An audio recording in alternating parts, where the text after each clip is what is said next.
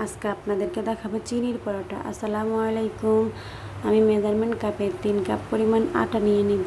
3 cup পরিমাণ আটা নেওয়ার পরে 1.5 চামচ লবণ দেব। 1.5 চামচ লবণ দেওয়ার পরে হালকা কুসুম গরম পানি অল্প অল্প করে আমরা ডো তৈরি করে নেব। কারণ অনেক ক্ষেত্রে আমরা বেশি পরিমাণে পানি দিতে গেলে আমাদের ডোটা অনেক পাতলা হয়ে যায়, আমরা পরিমাণটা বুঝি না। তাই ডোটা তৈরি করে নেব। এখন অল্প একটু সয়াবিন তেল হাতের মধ্যে নিয়ে ডোটার মধ্যে মেখে আমরা আধ ঘন্টার জন্য রেখে দেব। আধ ঘন্টা পর ফিরে আসলাম। আধ ঘন্টার পর ওই ডোটাকে আমরা আবারও ভালো করে মথে নেব। কারণ যত পরিমাণ মথবো তত পরিমাণে আমাদের পরোটাটা সফট হবে, খেতেও ভালো লাগবে।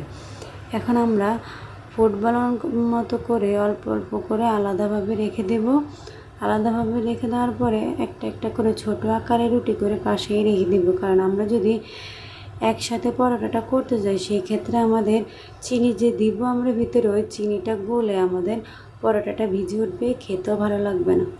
এজন্য আমরা ছোট ছোট করে রুটি রেখে দেব। তারপরে যখন পরোটা করতে যাব তখন আমরা একটা একটা করে করব, কারণ তাহলে আমাদের আর সমস্যা হবে না।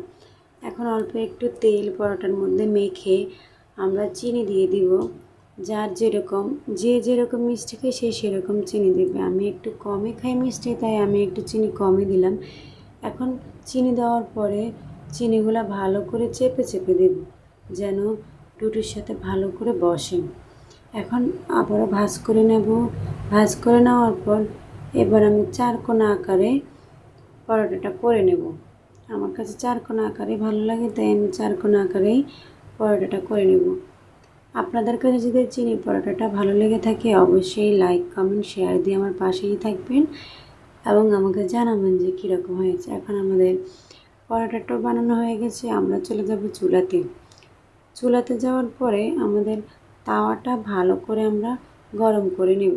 ভালো করে গরম না করে নেওয়ার পরে রুটিটা আমরা প্রথম পিঠ একবারে কম ছেঁকে নেব, তার পরের পিঠ ভালো করে ছেঁকে নেব যেন একটু দাগ পড়ে যায়। এখন পরের পিঠের মধ্যে আমরা একটু তেল দিয়ে দেব। তেল দেওয়ার পরে দেখেন আমাদের পরোটাটা কী পরিমাণ ফুলে উঠছে। এখন চারপাশে আমরা একটু চেপে চেপে দেবো যেন চারপাশেই আমাদের ভালোভাবে হয়। দেখেন পরোটাটার কালার কত সুন্দর আসছে, দেখতে যতটা সুন্দর লাগতেছে অবশ্যই খেতেও খুব ভালো লাগবে।